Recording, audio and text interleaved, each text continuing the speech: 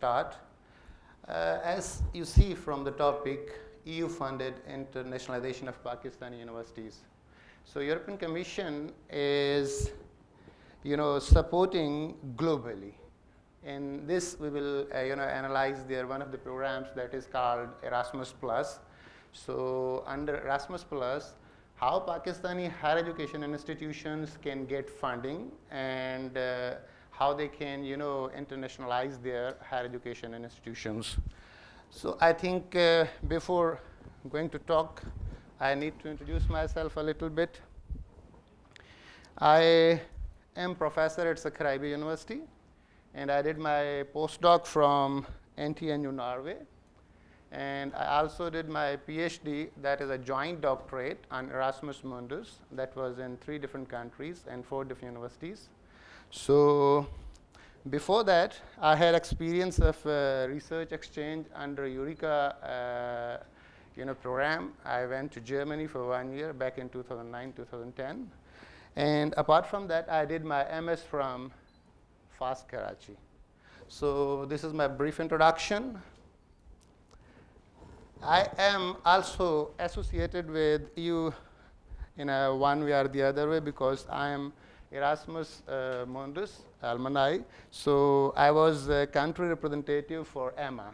So EMA is working in close coordination with EUD, European delegation. So in Islamabad, we have EU delegation that work closely with EMA. So the main purpose of this EMA is basically to promote Erasmus Plus programs.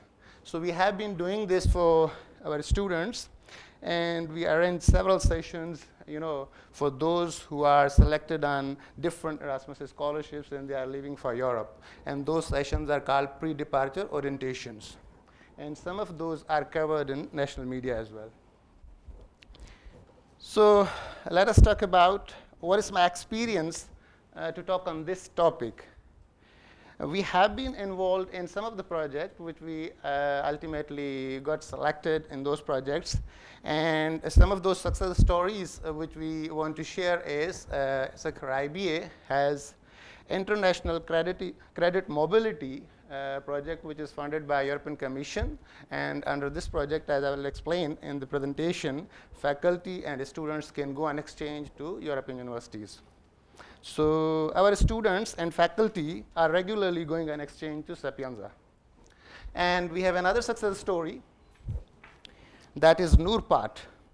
NURPAT is a project which is funded by Norwegian Research Council.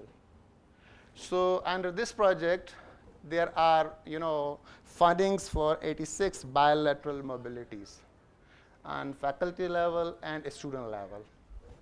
And then recently, we have been awarded Erasmus Plus capacity building in higher education. So this is quite big project. In this project, we have 10 partners. It's a big consortium of 10 universities. From European side, we have LNU Sweden, NTNU Norway, and Sapienza Italy. And from Pakistan, IBA is coordinating this project. IBA Karachi is part of this project. LUMS is part of this project. And we have 3 remote universities as associated partners. So we have University of Baldistan in this project. University of Turbat is part of this project. And University of Balochistan is part of that project. So these are some of the projects we have already won.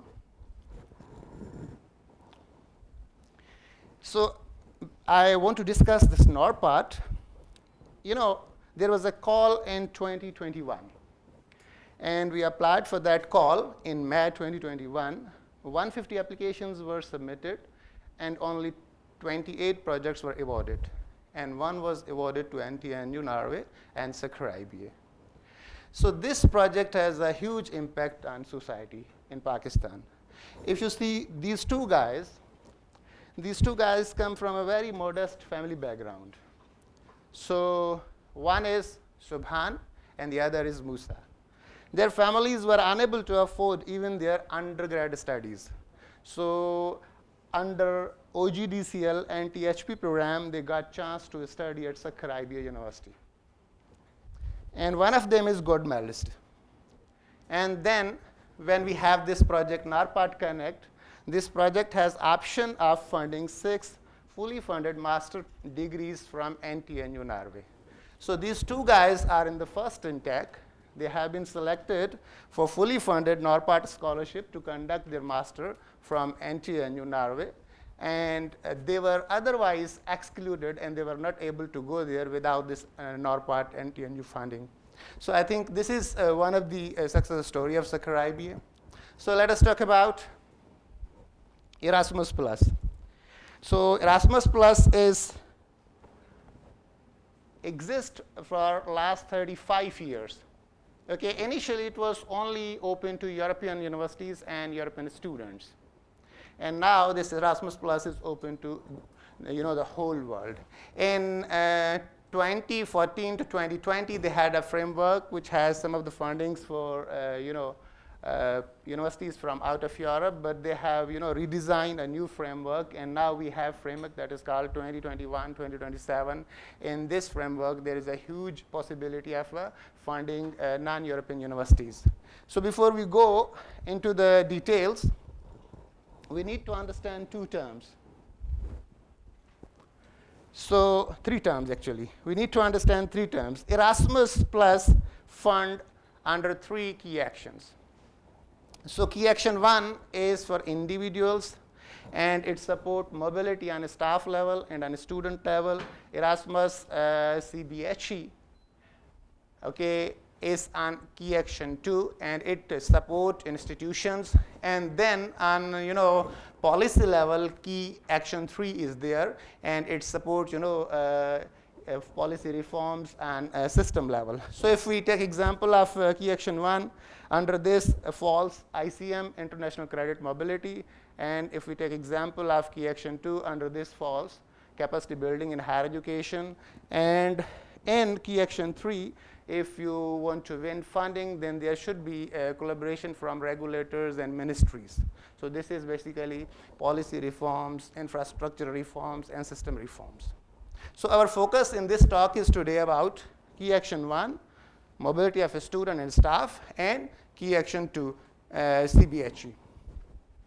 There are 2 important terms we need to understand.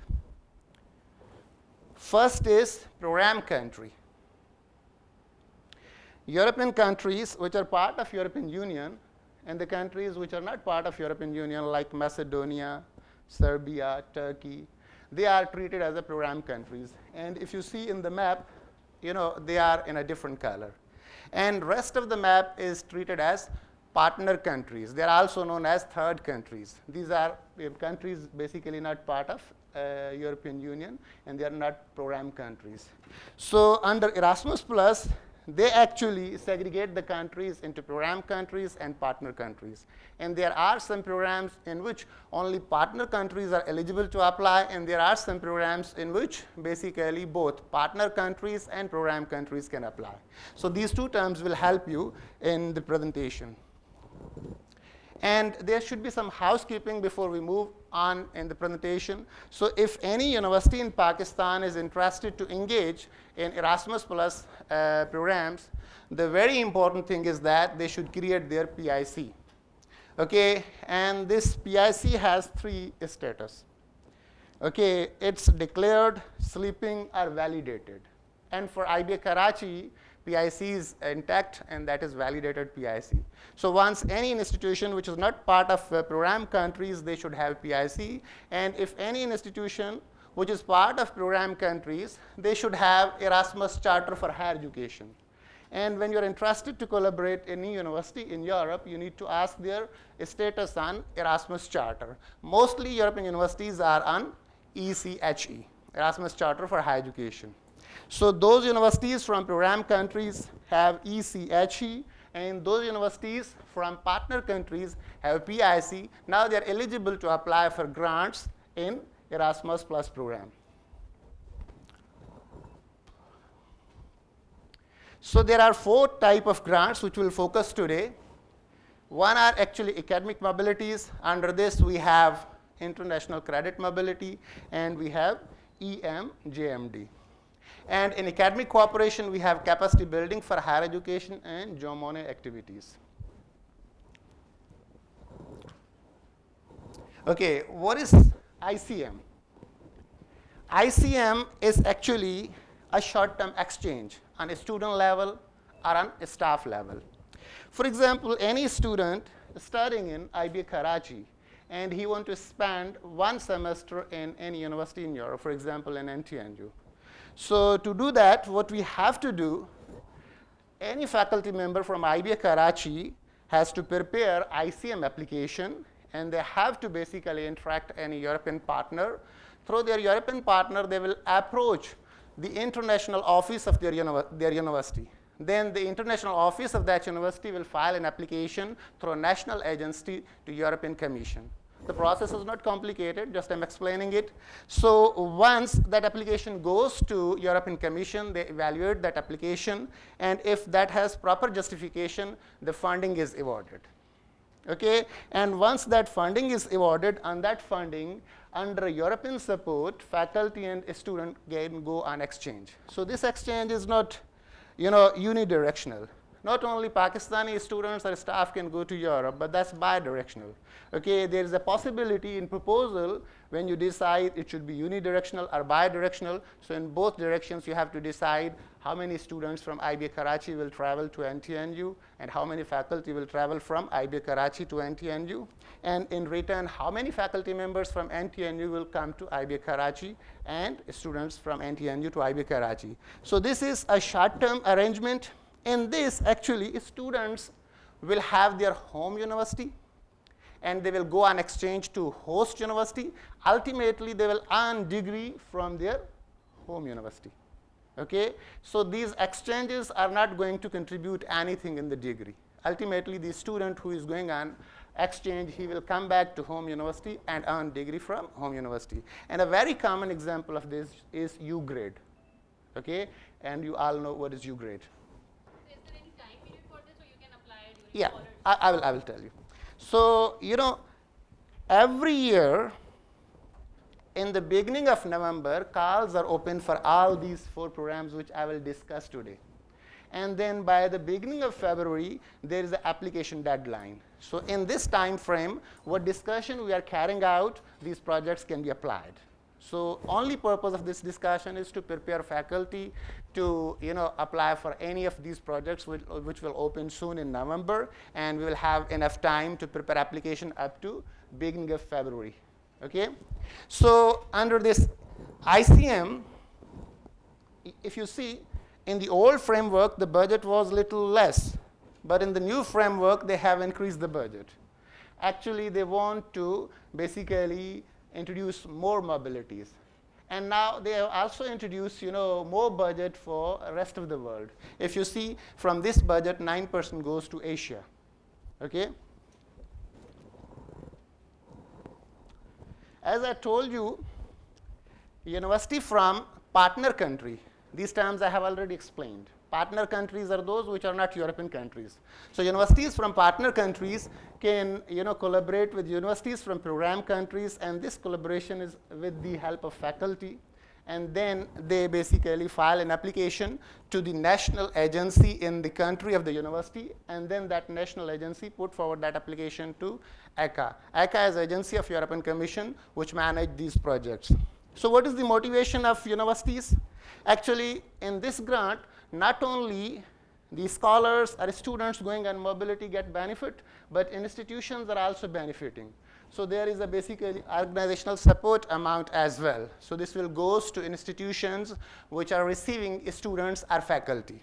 For example, anybody going to NTNU, depending on the number of people going to NTNU, they will get support. And if anybody comes to IBS Karachi, then depending on the number of mobilities to IBA Karachi, they will get support from European Commission.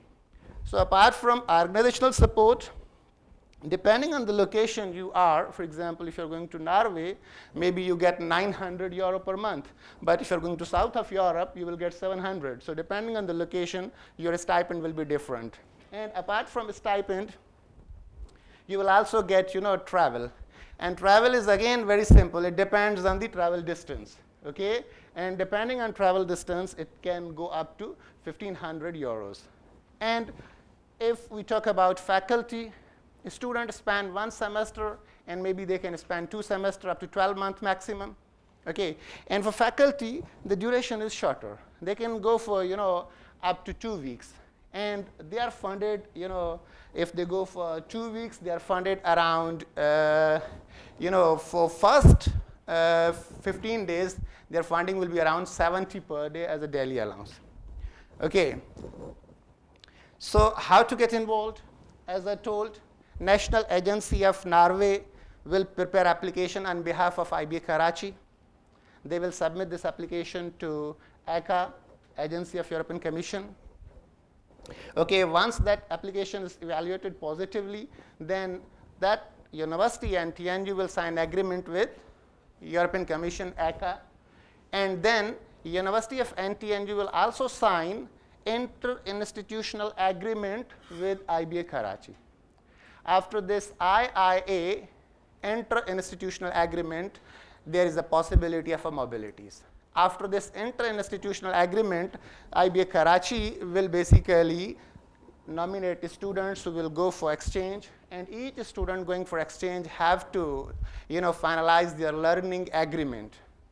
In that learning agreement, they have to justify their exchange, and they have to tell what courses they will take there, and in their university, how those courses can be recognized. So all these details will be finalized before mobility. Okay, so ultimate implementation is like, implementation start with inter-institutional agreement, then students are selected transparently and fairly, then they sign learning agreement, they go for mobility, they come back, their credits are recognized. And most of the time, sad story is that if a student go on U grade or on any other funded exchange, in Pakistan, their degree is extended. If they go for 6-month exchange, they have to invest 6 more months to complete their degree.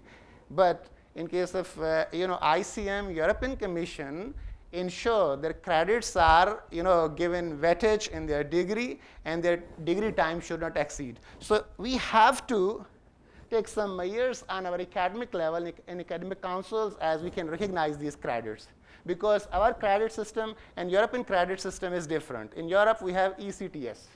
Okay. So our success story in this is that we have ICM with Spenzia, and our 4 faculty members went on this ICM to Spenzia, and our 2 students also went on this fully funded scholarship. Okay. The second agenda item of today is EMJM, Erasmus Mundus Joint Masters. We need to understand 2 things. This program has basically different approach for individuals, and this program has a different approach for institutions. For example, for an individual, I am interested to do my master's degree from Europe. So what I have to do, I have to search for EMJM master catalog. Just go on Google, write Erasmus plus master catalog. The first link you get is the catalog. And on that catalog, you will find programs more than 100. Select any 3 programs depending on their background, okay, and which allow your, a prior degree to get admission in that program. And then, as a student, file an application to the consortium. The consortium will evaluate that application. Okay, if you're selected, like evaluation process, I can explain. Evaluation process is simple. Initially, you file an application. There are 100 points in application. At least you should secure 75 points. Okay? And if you are securing 75 points, then there will be a Skype interview. Again, 100 points are in a Skype interview. And if you secure, 150 points, you are eligible to get admission, but the toppers will get a scholarship. And in most of the program, there are about 10 scholarships. So on a student level, you can go as an individual to earn master's degree. In ICM, you are not earning a degree. You are going for exchange. You are getting degree from your home university. But in this case, you are going to earn a complete degree from European university. So EMJM support students when they are their consortiums and they are offering a joint master. Now let us take about institutional prospect. how these consortiums are formed. Every year, European Commission invite calls for higher education institutions to form consortium and jointly offer master level degree programs. So these consortium which exist on master catalog more than 100, they were actually formed and proposals were prepared for those consortiums, and now they are there and funded for 74 months, and they can take foreign tax. So now here we are talking how IBA Karachi can be part of any joint degree. So IBA Karachi can collaborate with any European university, and they can form a consortium, and they can offer degree jointly. Ultimately, degree will be offered by European partners, and IBA can contribute in a way their student for some time can visit IBA Karachi in their tenure, and they stay here for some research or for earning some credits. Our faculty of IBA Karachi can go to European partners as a guest academicians. They can give lectures in those programs. So I think this program is for both individuals as well as institutions. So if we look into the details, I have already explained everything for this program. So this is an institutional perspective, and this is actually the structure. At least, HEIs should have 3 HEIs when they are offering a joint degree. On a student side, when there are consortiums, they can apply to those consortiums. So HEIs which are offering degree, they will also get institutional support. So this program is basically very successful on a student level. For the first time in history of Pakistan, last year, 166 students got selected for master programs in Europe. And globally, this is highest number. Pakistan was on the top. Highest students selected were from Pakistan. So as an individual students, we are benefiting from EMJM. But as an institution, I don't find any institution in that master catalog list which is part of that program in which a joint degree is being offered. So far, Pakistan has not secured any funding as a consortium to offer a joint degree with European partners. Okay, so on a student level, we are very successful, and on an institutional level, we are lacking actually. So we have to look how we can improve the situation. Okay, fine. This is a very complicated grant. So it needs a lot of effort to prepare a proposal for a joint degree. You need to prepare curriculum. You need to prepare a consortium. So if you're not ready for EMJM, then there is a funding that is called actually Okay, then there's a funding actually that is called EMDM. That is Erasmus Mundus Design Masters. In future, you're interested to offer a joint degree. You want to form a consortium. So you need funding to do this job. So then you can apply for Erasmus Mundus Design Masters. So this support forming of a consortium, offering of a joint degree. So this is a starter grant for EMJM. So this is actually EMDM. So again, Pakistan has no share in this EMDM. So the third agenda item today is Monnet. This is a very interesting program. We have success story in this program, Namal University. Under this program, what happened in recent history, European integration is a success. This Eurozone is a success. This Schengen Treaty is a success. So if in non-European universities, you teach a module, you establish center of excellence, or you develop a chair, you develop a network, okay, for these activities, Monnet funds. Okay, if you talk about European integration, Europe economic model, Europe intercultural, aspect, so there are a number of, subjects under which this grant is given. These are the details of the subjects. So if you are, offering such a study in partner country about Europe, so these, programs are also funded. Okay, and what is the magnitude of funding? Let us talk about that. In modules, they fund up to 30K, and in chair, they fund up to 50K, and in center of excellence, up to 100K. And if you see in this, there is only requirement of a single country. So there is no need for multiple countries. Only, IBA Karachi can establish a chair for European studies. IBA Karachi can offer a course in economics which study European economic model. Okay, for this, Monnet will fund that activity. Okay, if we talk about the success story, we have this success story from Pakistan. European Union as an actor in South Asia. So this is grant which is won by National University of Modern Languages at Islamabad. And the magnitude of grant is 17K. And this grant started in 2020 and will complete in 2023. So this is actually the third way we can benefit from Erasmus Plus program. If I sum up, so far, I talk about 3 ways to benefit from Erasmus Plus.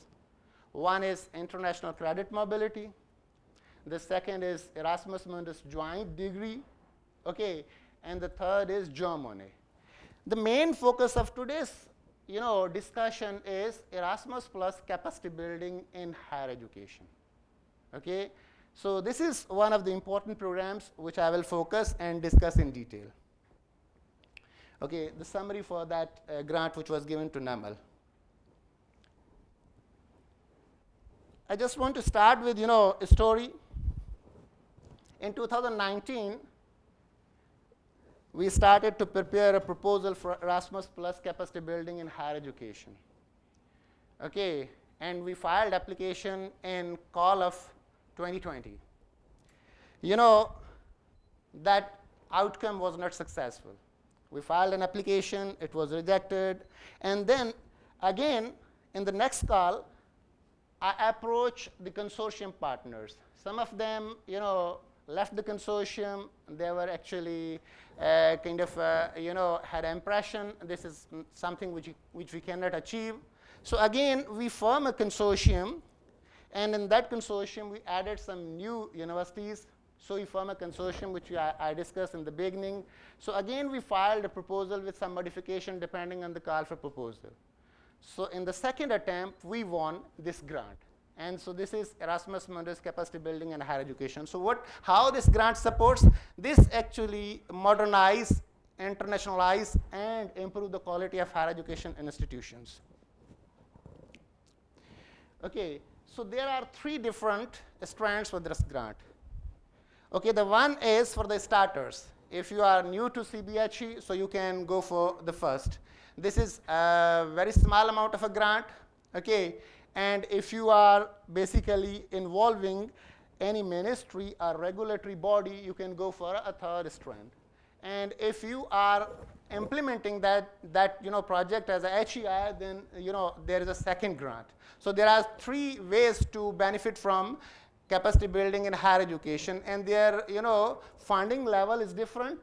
One is from 200K to 400K, and the second is from 400 to 800K, and the last one is up to 800K to 1000K, 1 million euros. Okay? So how to form a consortium for this? If you want to form a national consortium, so there should be at least 2 universities from the program countries, 2 European universities from 2 different countries, at least. And then from, for a national project from Pakistan, at least, if there are 2 universities from program countries, there should be 2 universities from the partner countries.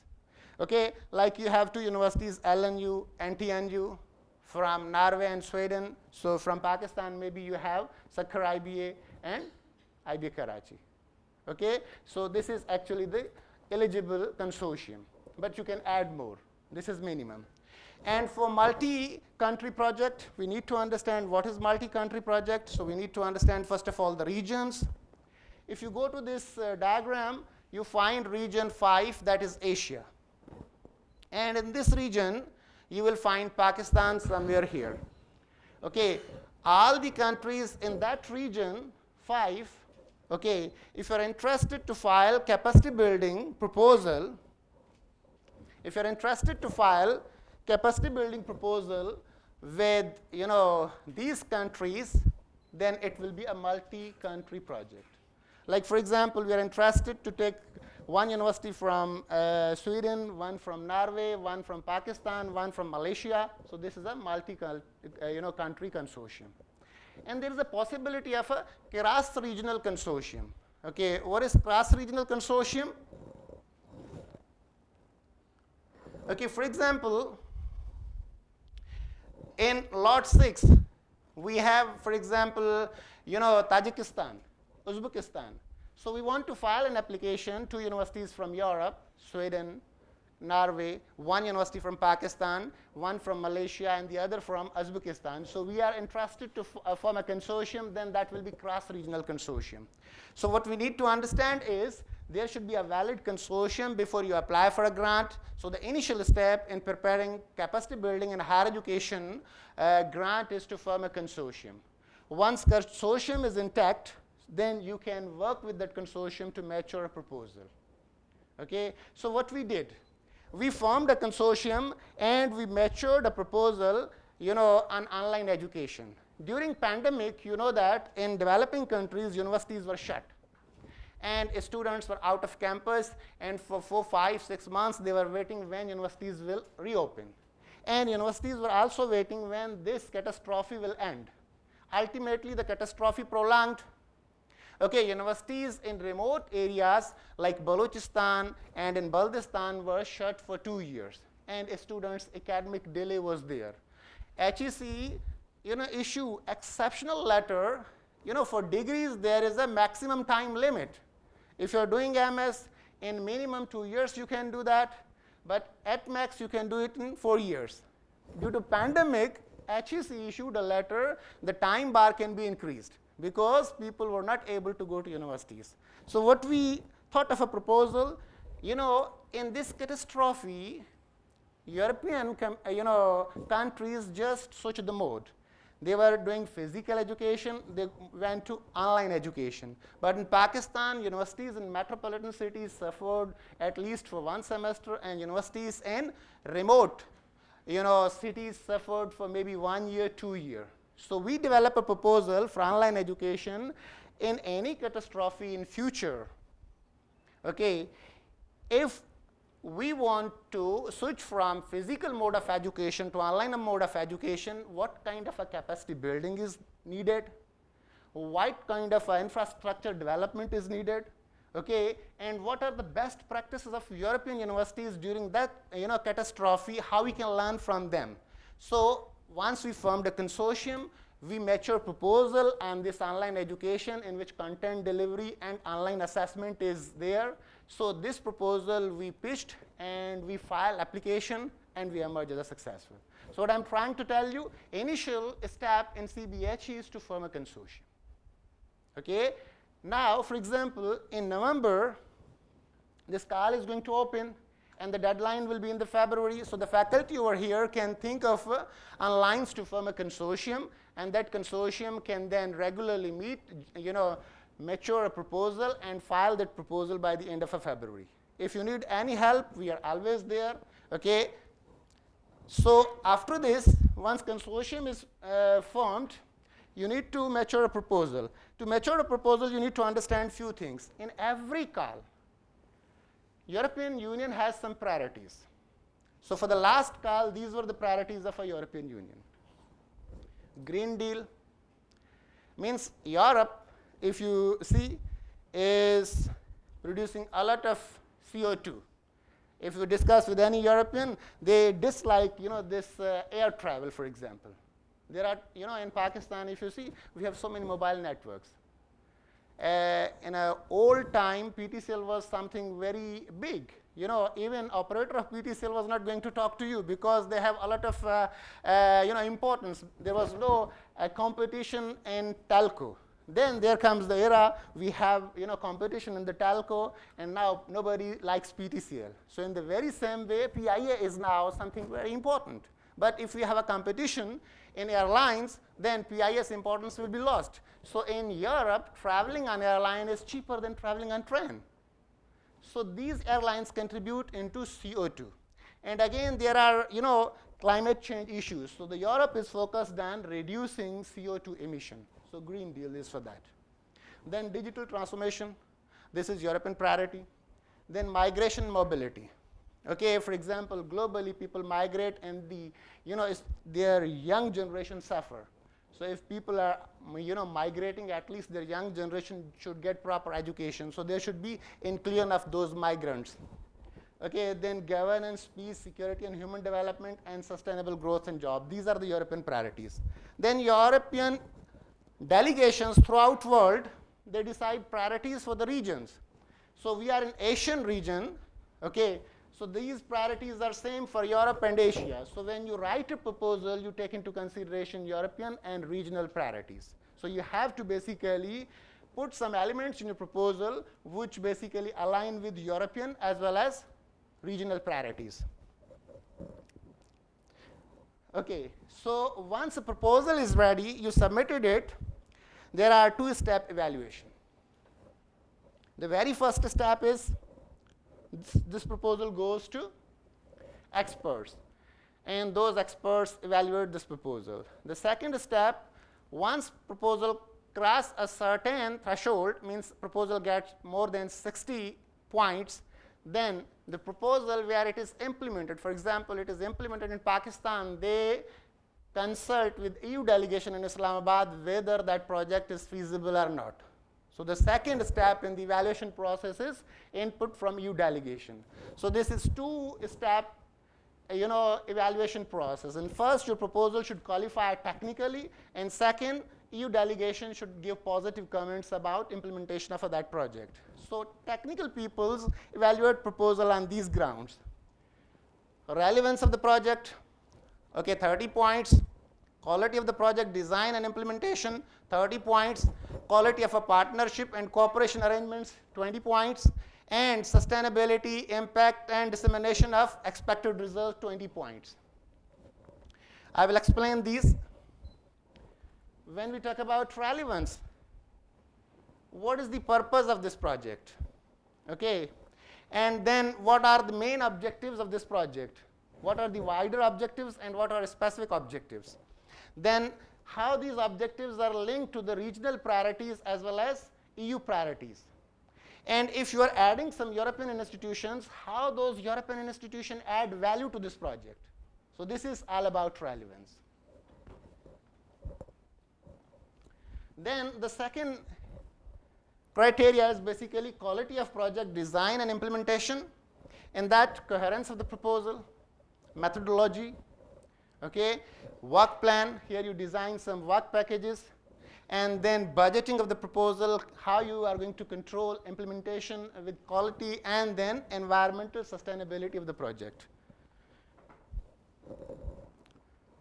Okay, then quality of partnership, there they see management of the project, means is there any project management board, and what is the representation of that project management board, what is the composition, and then the task which that project will carry out, how those tasks are monitored by the project management board, what are the deliverables for those tasks, and then collaboration. If this is a consortium, equally every partner is putting effort or not. Means there are some partners which they are sleeping actually and the other partners are doing. So they measure this from the deliverables. In each deliverable there is a lead.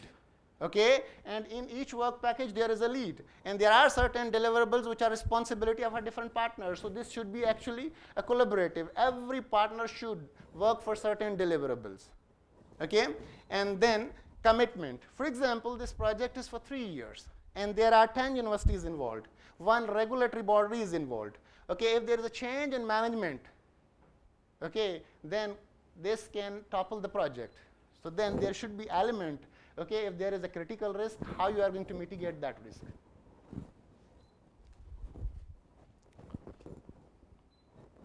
And the last element is sustainability, impact, and dissemination of expected results. Like the life of the project is 3 years. Okay, after life of the project, when funding is over, what is the sustainability plan? And how this project impacted the society? Okay, and then this can impact only society when you disseminate results. So there are areas like how you exploit the results of the project, how you're going to perform dissemination, what is the impact of that project, and how this project is sustainable. So this is actually expert evaluation. And from expert evaluation, if any project gets 60 score, that is basically going to cross the threshold, it can be awarded. But then only those projects with higher score, depending on the available fundings, will be awarded. But for all those projects which cross the 60 score, EU delegation in relevant country will be consulted, and depending on the input of EU delegation, whether this project can be carried out by the institutions, whether those institutions are legitimate, recognized, okay, whatever the input EU delegation Islamabad gives, depending on that, they are basically inviting the proposals for grant agreement preparation. So grant award procedure, ACA take decision on the basis of evaluation committee's recommendation. Then according to the evaluation committee recommendation, there is a ranking list. They consult with the EU delegation. They look into the available budget for the region and the strand, and depending on they invite applications for preparing grant agreement. Okay, so now for these all 4 different kind of fundings, how to apply. In November, calls will be open, okay, and in late February there will be deadline. So we have to work in these deadlines. For example, we are interested to develop a capacity building in higher education proposal. So initial step is to form consortium, then discuss with that consortium on which proposal they are working, then match their expertise for that proposal. Each consortium partner has expertise or not, and depending on that, nurture a proposal, and then file proposal by the end of February. So international credit mobility, if we talk about that, only Pakistani institutions can become partner, and on behalf of Pakistani institutions, European institutions can apply. Like IBA Karachi wants their student to go on exchange to, for example, Italy. They have to reach to any university in Italy, for example, Sapienza. So Sapienza will apply on behalf of IBA Karachi. If project is funded, then this unilateral or bilateral mobility will take place. So IBA Karachi cannot apply for ICM. So for ICM, program country universities can apply, not partner country universities. For Erasmus Mundus, master degree consortiums, okay, anyone can apply, either from the program country or the partner country. For capacity building in higher education, anyone can apply. Like any proposal from IB Karachi can be directly submitted on European portal, okay? So there's no restriction, only European partners can apply. Joint Monnet activities, again, program countries as well as partner countries both can apply. So deadlines I have already discussed. Okay, how to apply? There is a funding and tender portal. Okay, all the application submission is online.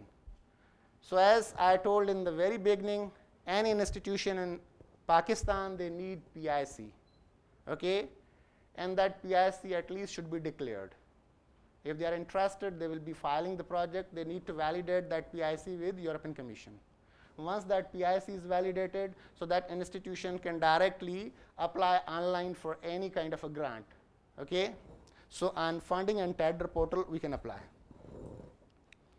Okay, so this is funding and tender portal. What application package contains? For all these different grants, application package contains 3 forms. Administrative form, part A. It has administrative information for capacity building in higher education, composition of a consortium, okay, the people involved in the project, and all these administrative details. Then there's a part C. This is actually a key performance indicator list where you have to check different things. I will show you one sample. Okay, and the main is part B. That is a technical proposal which is evaluated by experts. And this tells your story. So this is very important document which need a lot of time to prepare. And then you have to prepare a budget Excel sheet. Templates are given, and what you have written in this story in part B, you have to transform that story into work packages, and how each partner will contribute in those work packages, and how each partner will be rewarded for their work in the work packages. So what is work package actually? Okay, work package, is something where you are going to basically take certain activities and produce some outputs. So actually work package contains your milestones and deliverables. Okay, so you can basically structure your project around work packages. You can create as many work packages as you like, but note few things. Okay, a single activity is not a work package. Then a single task is not a work package. Okay, for example, 10% completion is not work package. Okay, 1 year is gone, not work package. Your time bar is not work package. So work package, if we talk about our proposal, we had some horizontal work packages. They start with the inception of a project and they complete by the end of the project. So like in our project, we have management work package. That is horizontal. It will start with the inception of a project and it will end with the completion of a project. Okay, we have a quality assurance work package. We have exploitation and dissemination work package. So we have these 3 work package as horizontal work package. Then we have vertical work package. When project start, there is a work package for 6 months that is called preparation work package. That's vertical. It will complete in the first 6 months of the inception of a project. Then we have a faculty development work package in which we trained our faculty from European partners. Then we have an infrastructure development work package. And in this work package, we built infrastructure in remote universities like University of Baltistan, University of Turbat, University of Balochistan. Okay, and then we have actually, okay, policy work package. Online education policy work package. Ultimate outcome of that project is online education policy. What is the mechanism to deliver content and what is the mechanism to actually assess content? And these policy recommendations can be discussed in national summit, which can be arranged by Higher Education Commission, because that is part of the project. And then these recommendations can be forwarded to Higher Education Commission. So I'm giving you an idea how a work package look like. So in our project, we have some vertical and some horizontal work packages. Okay, so you have to structure your project around work packages. Okay, so then your budgeting is all on work packages. Okay, for CBHE, there is a lump sum budget. So what you do, each work package costs something, and you add the cost of all work packages, and that become a lump sum grant. And what you propose in your proposal, it's not necessarily evaluators agree with that proposal of a budget. They can, put some cuts. We propose for our grant up to 0.8 million euros, but we were awarded 0.718 million. Okay? So you see now there are beneficiaries. Each beneficiary contribute into a certain work package. Accordingly, that is awarded. Are rewarded, and then there are all work packages. Their amounts are calculated. This become your project budget. Let us talk about capacity building. As I said, my focus is capacity building today. In capacity building, from your project budget, you can claim up to 40% for staff cost. The manpower which is working for the project, they can be rewarded, some remuneration. So that can go up to 40%. Then there is a travel cost, that is in terms of mobility. Then we have cost of stay. If somebody travels, he has to, get some accommodation. Okay, then he needs some DA. You can, in this project budget, go for up to 30% of procuring some equipment. Like in our case, we are procuring some equipment for these remote universities. Okay, and then we are not doing this, but in any project you can do up to 10% subcontracting. So these are different heads and CBHE in the budget. So we need to discuss them in a little detail. So for example, staff cost, the roles you can identify for CBHE, there can be a manager, there can be a researcher, teacher, trainer. Okay, there can be technicians which can support this project, and there can be administrative staff working for this project. So these are the roles which can be identified. And the travel cost depends on the distance. Okay, it starts from 20 euro and it goes up to, around, 1,500 euros. You see, it goes around 1,500 euros. So this is how you can calculate cost. And the equipment cost is the real cost, and the subcontracting cost is the real cost. So let us take some example. Now we need to understand staff cost. You know, European projects are very transparent. They do not allow you to take public money and you consume it. Okay? So for example, if you want to take some staff cost, Pakistan is in this list. So manager in Pakistan get 47 euros for his each day of work. And same teacher, trainer, researcher up to 33 euros, and technician 22 euros, and admin 11 euros. Okay? We take some concrete example how we can then calculate. For example, there is a work package, preparation work package. And this work package goes for 6 months.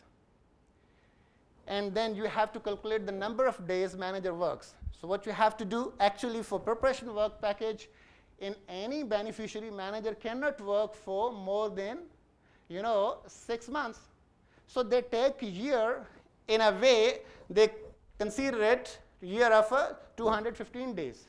Divided with 12, okay? So you get certain number, and then try to understand the percentage of manager's work. For example, manager is doing a job, he is, taking this project as additional, he is not going to do full-time work, so he is going to give 10% of his time, 15% of his time, 20%, 50%, for example, or you hire a new person, then 100% time. So take some example over here.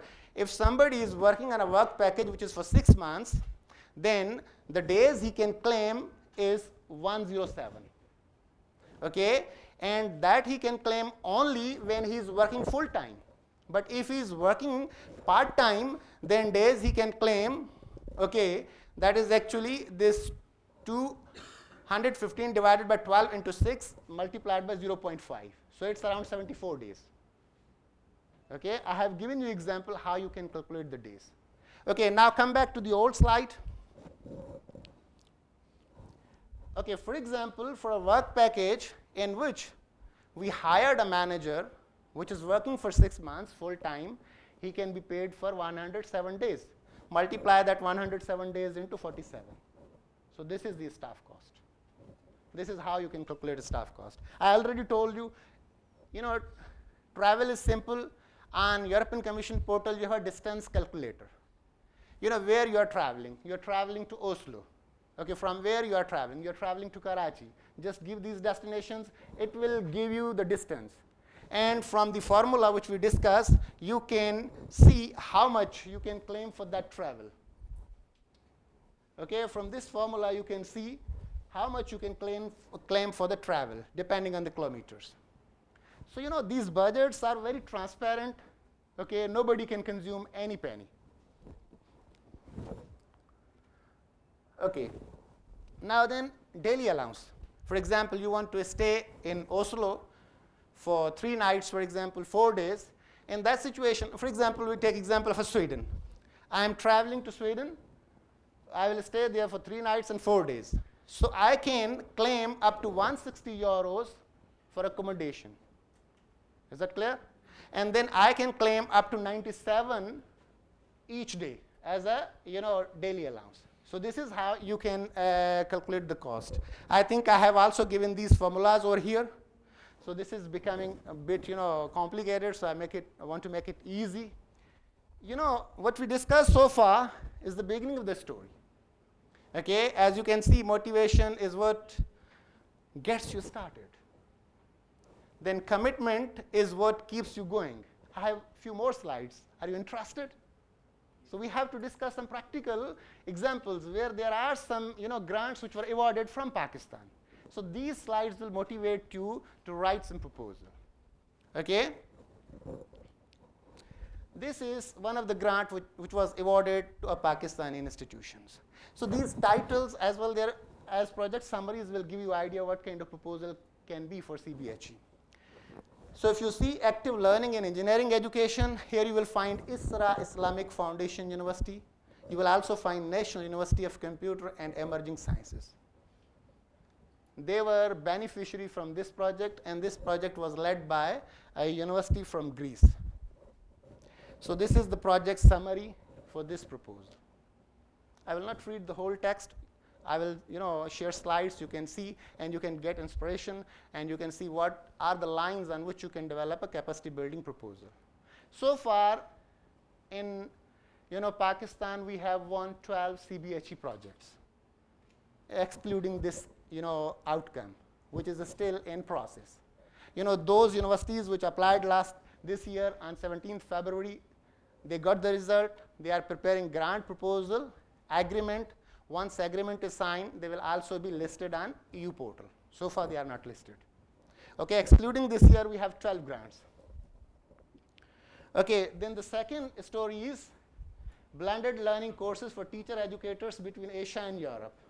Okay, here you will find University of Modern Languages, Islamabad, and National Islamic University. Okay, these two universities from Islamabad. And this is their project summary. Another example is Smart Textile, modernization of curriculum of textile engineering and textile technology in Indonesia, Malaysia, and Pakistan. Again, in beneficiaries, you will find NED, University of Engineering and Technology, which is very near. Okay? Yeah, okay, great. So then you will, yes, this is the only university. Yeah, NED only. Okay, Bahauddin Zakariya is as well. Yes, Bahauddin Zakariya University is there. So 2 partners in this project. Okay, this is the summary of the project. Then developing tailored comprehensive services for young migrants. Okay, this is the project in which you find International Islamic University, LAMS here in this project. You see, there are amounts which are awarded. This is duration of the project, and there is the project number. Every detail is there. Okay. Project summary. And then modernizing ICT education for harvesting innovation. Okay. And in this, National University of Computer and Emerging Sciences. Okay. ISRA is also there.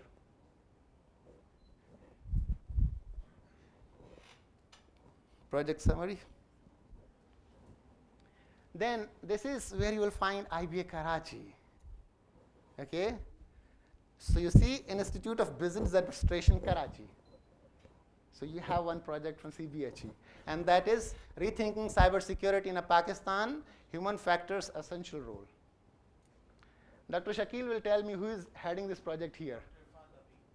Okay, good. So now you have another project in your portfolio. Now, IBA Karachi has 2 projects. This is project summary, and then transforming academic knowledge to develop entrepreneurial university in Pakistan. Okay, here you can see LAMS. Here you can see University of Gujarat, ComSet, Government College University, Lahore.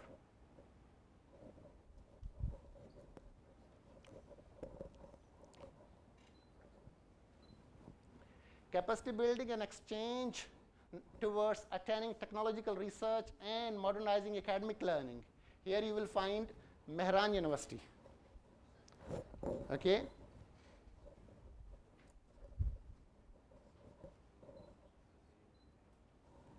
So this is building internationalization in Pakistan. Our talk today is internationalizing higher education institutions of Pakistan through EU funding. Okay, so this is again an internationalization. You see here we have National University, NUST, then LAMS, we have ComSet in this, and we have Pakistan Institute of Fashion and Design. So these are from Pakistan. Okay, this is again one project for Pakistani universities, that is ComSet, Capital University, okay, Islamic University, Bahawalpur. Then this one, capacity building for digital health monitoring and care systems in Asia. So from Pakistan, NUST, and from Pakistan, Capital University.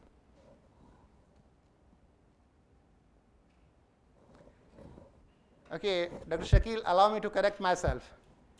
There is one project already where Pakistani University is coordinator.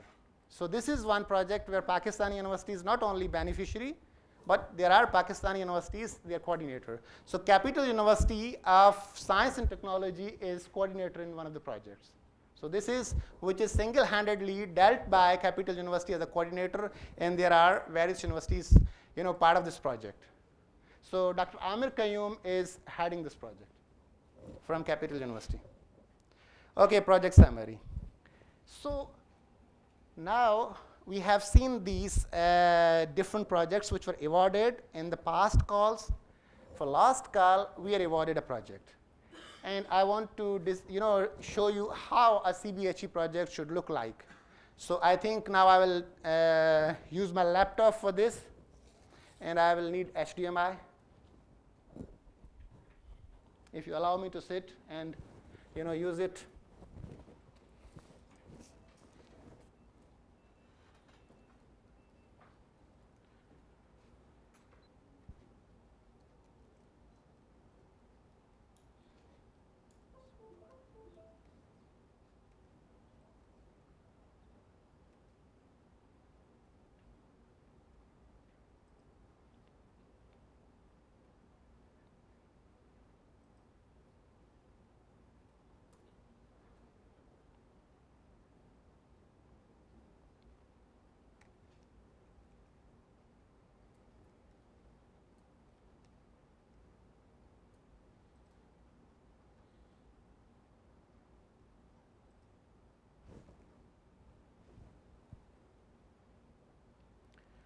So once you are awarded project, so you have access to this grant management service of European Commission.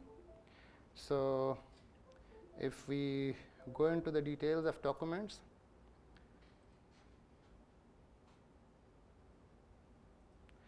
they invite you once your project is selected for award. So they send you an invitational letter.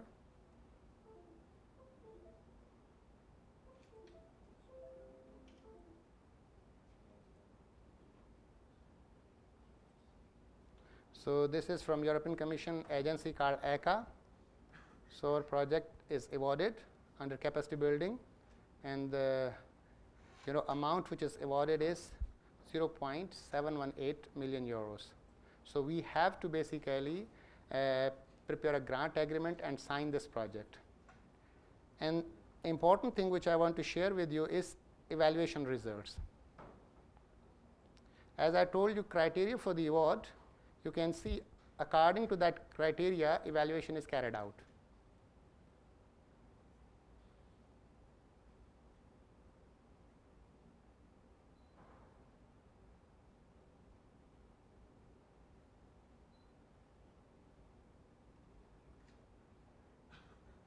So this is, evaluation summary and details of the partners and their respective budget.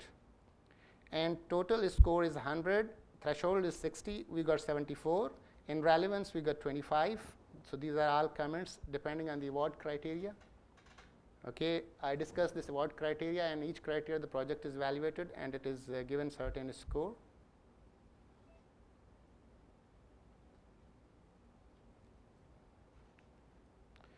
Okay, so now we need to see the proposal. I told you this proposal has different parts.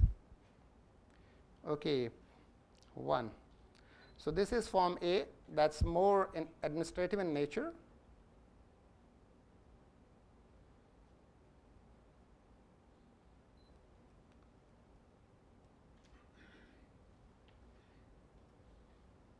So that's Form B probably.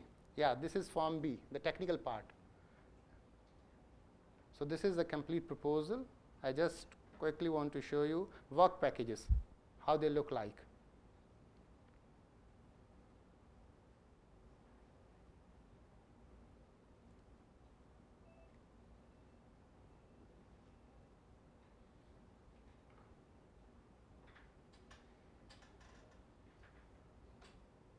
Okay, work packages look like that. Okay, you have to talk about the duration of work package, who is going to lead the work package, their description, Okay, the task which will be carried out in those work packages, then the milestone of the work packages and deliverable against each work package. So this is part B, and similarly we have part A and C. They are more administrative in nature, so we are not going to discuss them. Okay, if you go to grant preparation agreement, so you encode your work packages into Sigma.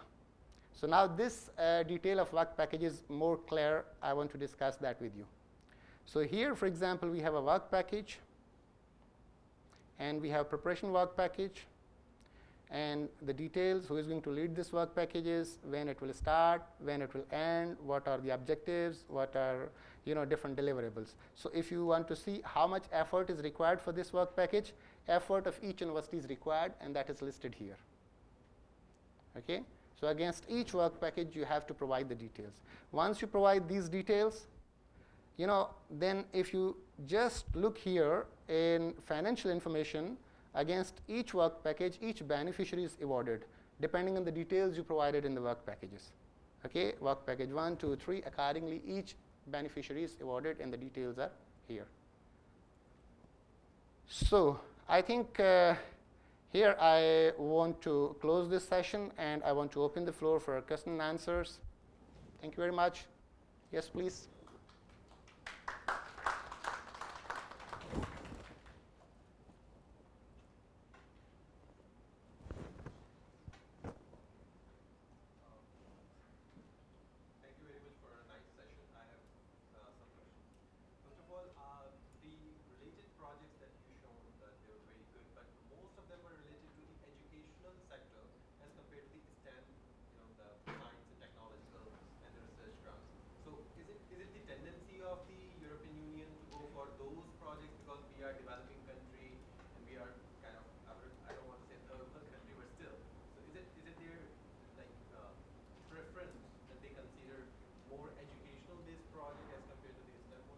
Actually, we are discussing one of the funding track of European Commission. And the projects you have seen, they are all on capacity building in higher education. So that's the reason you see higher education involvement more in these projects. So there are some other tracks which support, this STEM education. So you have to look into the horizon, and you will find some, options where you can apply for projects which can, improve the education on a school level. Okay, science and technology education, yes. So there is a wide portfolio. If just you log in, you will find wide portfolio. But we discuss only 4 possible options, and they will open soon in November. Right. And when we are talking about funding, obviously, let's say 6 months or 3 years, rather depending on the project. So what areas, what resources are considered as part of that funding? For example, human resources is one of them, right? And what about other resources such as capital cost, the operational cost, the visits, and are they considered in that, or there's like in every project, there is budgeting details. Right. Means you have certain heads in which you can claim budgets. For CBHE, I told you there are 5 different heads in which you can claim budgets, and in that there is a cost for staff, there is a cost for travel, there is cost for equipment, and there is a cost for subcontracting. So these are the heads for CBHE. In each grant, there are different budgeting heads, and under that, those budgeting heads, you can claim amounts if there is some head related to what you want to claim. Okay, so the important thing is this is one model of budgeting, which is lump sum. There are some models which are not based on a lump sum model. Okay, in those you can have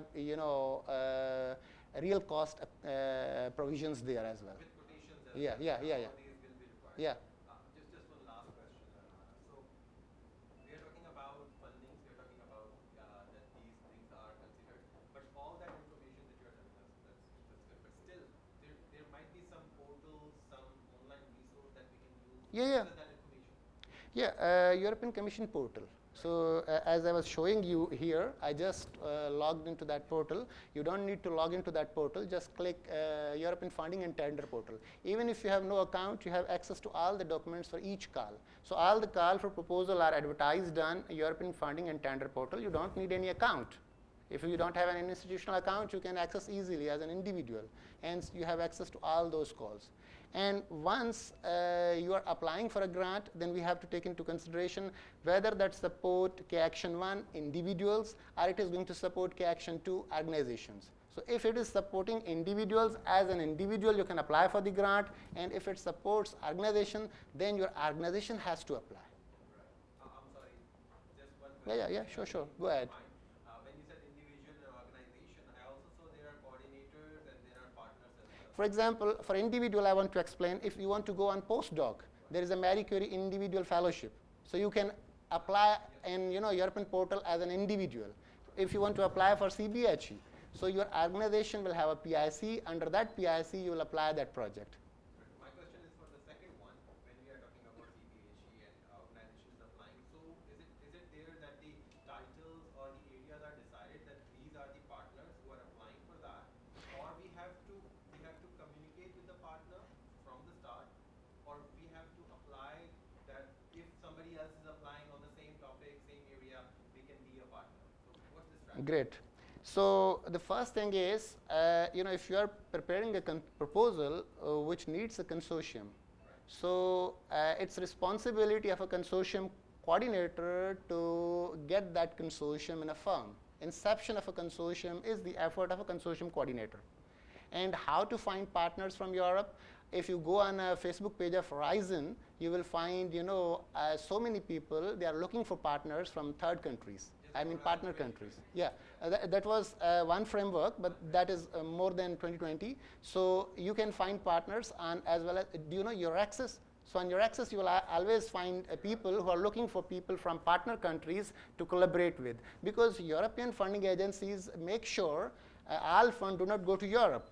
So when any European university is interested to apply for any proposal and they need partner from countries out of Europe, they are also basically propagating this information. They are looking for the partners. Even on European Commission portal, there is a search tool which help you to find partners in your relevant field. It's not like we only need them, they also need us. Yeah, that's true, because they are not funding only Europe. So they need a consortium where there are program countries as well as partner countries.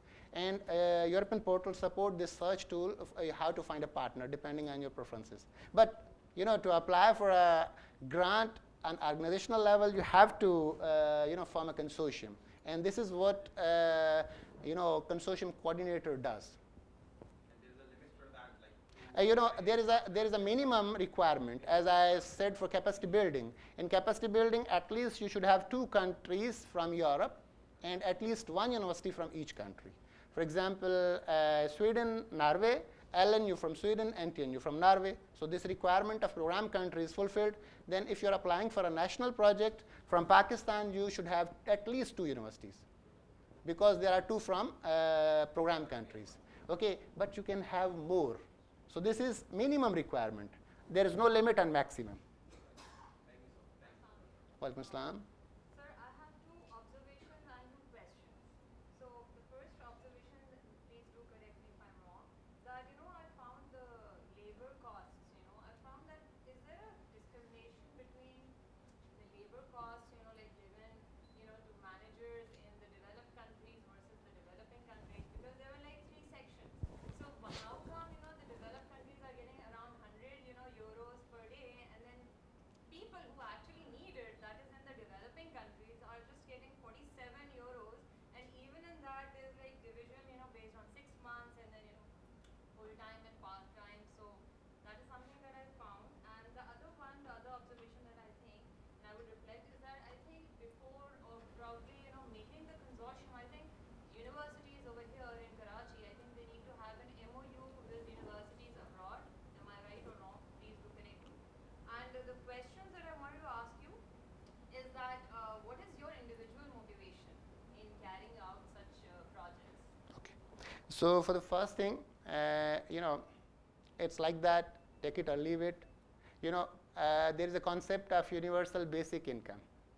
If you talk about universal basic income, that will be different in Norway and that will be different in Pakistan, because the standard of living is different. The taxation is different. If I was living in Norway, believe me, मैं पूरा साल बाल नहीं बनवाता था. वजह ये थी कि अपॉइंटमेंट लेना पड़ता था और पैसे इतने होते थे कि you can't afford. So that's the reason people in Sweden, in Norway, in program countries, they have a higher wage. And people in Asian countries, they have a lower wage. And this is international phenomena. So according to the input of few delegations in different parts of the world, they calculate these tables. What are the living standard of that particular country? And depending on that, they calculate the wage. I want to tell you an interesting thing. If you have not seen with proper concentration, if you see Afghanistan is our neighbor. As a manager, Afghanistan can get 77 euros, but for Pakistan, it's 47. How come? Because Afghanistan is a hard area. If any faculty go and serve in Quetta, they get hardship allowance. Do you understand? So there is a huge deliberation on EU end, and then they decide rate. And once they decide, they do not have a special arrangements. So this is their standard, take it or leave it. So the first observation. And the second observation, if you recall. The MOU, in order Yes, to great. create the consortium, do we need to sign an MOU with Great. foreign universities like in Europe or in our region as well? To develop a consortium, you don't need any MOU. You start with collaborating academicians. If somebody is ready to collaborate with you, just to nurture a proposal, file a proposal. Once proposal is granted, the coordinator will sign agreement with European Commission, and then in turn, coordinator will have consortium agreement with the beneficiaries. So this agreement thing is once you are awarded, not prior to award. Like even in capacity build, ICM, International Credit Mobility, inter-institutional agreement is once you are awarded, not prior to that. So initially you have to form a consortium, you collaborate with academicians around the world, and if your proposal is awarded, then the coordinator will sign different agreement and the beneficiaries will sign different agreement. And the last point? What is your individual motivation? Okay, great. If somebody can help me to go to ये आ सकता है slides में दिखाना चाह रहा हूँ motivation के लिए. The commitment slide. I shown you a slide. Okay, I did it. In our part slide, I shown you a picture of two guys. I want to just go back to that picture. Yeah. I want to tell you a story for this. In my life when I was struggling back in 2007, 2008, I found a consortium which was Eureka. And to build a consortium and from Pakistan to put an effort, there was a professor in LUMS called Shafe Shumail. Okay, they brought this consortium up, and this consortium was supporting student mobility.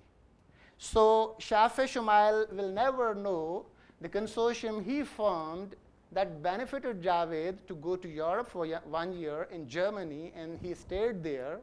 Okay, he benefited from the effort of Shafe Shumail. He will never be able to know that. I never met him.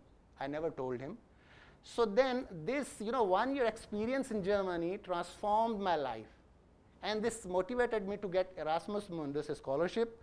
And after getting my degree from Europe, PhD degree, it again motivated me to get postdoc fellowship on IRCM, and I did my postdoc from Europe. And this is one guy behind this all success, Shafe Shumail. Okay, so Shafe Shumail does not know he contributed a lot in my life. Now these two guys, Musa and Subhan, they come from a very modest background. Subhan's father is a barber. He was not able to afford university education. So one fine morning, IBA signed an agreement with OGDCL, and we started our signature program called OGDCL National Talent Hunt Program. Under this program, this Subhan and Musa got chance to get into university. For their 4 years of study, they were fully funded, even they were paid stipend. And one of them is a gold medalist, Subhan. And the guys wrote a proposal for NORPAT. They won that grant, and that grant was given to them because God wanted to send Subhan and Musa to Norway, because they cannot go Norway on their own expense. Otherwise, they are socially excluded. So the effort of Javed, Dr. Sher, and anyone else contributed in the life of Subhan and Musa. So what I'm trying to tell you, my personal motivation is when we are putting effort, we are benefiting others. We are paying way for other, and this is what nature does. Excellent. Okay? और कोई सवाल? Sir, PIC के ऊपर if you could shed some light. You know, you said that universities need to have this PIC in order to like validation. As an institution, they need to register with European Commission, right? And the way to register with European Commission for those which are program countries is to get personal identification code for the university. So anyone in the university and the management position, like in IBA Karachi, OREC can do that. In LUMS, Office of Research is doing that. In IBA Sakhar, International Office is doing that. So they register their university on EU portal. So once they register, they get a number that is called PIC. Now that is declared number. Then they need some documents like the Act of the university, okay, like the statutes of the university. There is a one form that need to be signed by the rector or vice chancellor of the university. If you upload those documents, then this PIC is validated. So once this PIC is validated, EU is sure the institute is legitimate and they can fund it. How long does it normally take for? Great. To create a PIC, it takes just few minutes, and to get it validated, it takes months. Yeah. Like if we need to apply for the November. You just create it in 5 months and apply. Once you get grant, then you can validate it. We have partners, their PIC is under validation. Yeah.